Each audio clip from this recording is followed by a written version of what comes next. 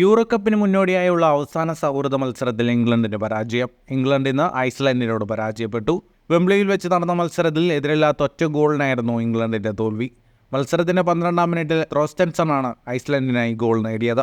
ഈ ഗോൾ ഐസ്ലൻഡിന് വിജയം ഉറപ്പിച്ചു. മത്സരത്തിൽ ഇംഗ്ലണ്ടിന് ആകെ ഒരു ഷോട്ട് മാത്രമാണ് ഓൺ ടാർഗറ്റിലേക്ക് എത്തിക്കാനായത്. Harry Kane, Cole Palmer, Phil Foden, Stones, Walker തുടങ്ങിയവർ ഇംഗ്ലണ്ട് ഫസ്റ്റ് 11 കളത്തിലെത്തിയിരുന്നു. മത്സരത്തിന് കണക്കുകളിലേക്ക് വന്നാൽ 68% സമയവും പന്ത് കൈവശം വെച്ച് കളിച്ച ഇംഗ്ലണ്ട് 13 ഷോട്ടുകളാണ് തൊടുത്തത്. 653 പാസുകൾ 91% കൃത്യതയോടെ ഇംഗ്ലണ്ട് പൂർത്തിയാക്കി. 8 ഷോട്ടുകളാണ് ഐസ്ലൻഡ് തൊടുത്തത്, 4 ഷോട്ട് ഓൺ ടാർഗറ്റ്. അവസാന 5 മത്സരങ്ങളിൽ ഇംഗ്ലണ്ടിനാകെ ഒരു മത്സരം മാത്രമാണ് വിജയിക്കാനായത്. ഇതിനു മുൻപ് സൗഹൃദ മത്സരത്തിൽ ബോസ്നിയയെ എതിരില്ലാത്ത 3 ഗോളുകൾക്ക് ഇംഗ്ലണ്ട് പരാജയപ്പെടുത്തിയിരുന്നു. ഇനി ജൂൺ 17-ന് സെർബിയക്കെതിരായാണ് യൂറോ കപ്പിൽ ഇംഗ്ലണ്ട് ആദ്യ മത്സരത്തിനിറങ്ങുന്നത്. ഫുട്ബോൾ ലോകത്തെ കൂടുതൽ വാർത്തകൾക്കും വിശേഷങ്ങൾക്കുമായി സ്പോർട്സ് കഫേ പോൾ തന്നെ സബ്സ്ക്രൈബ് ചെയ്യുക.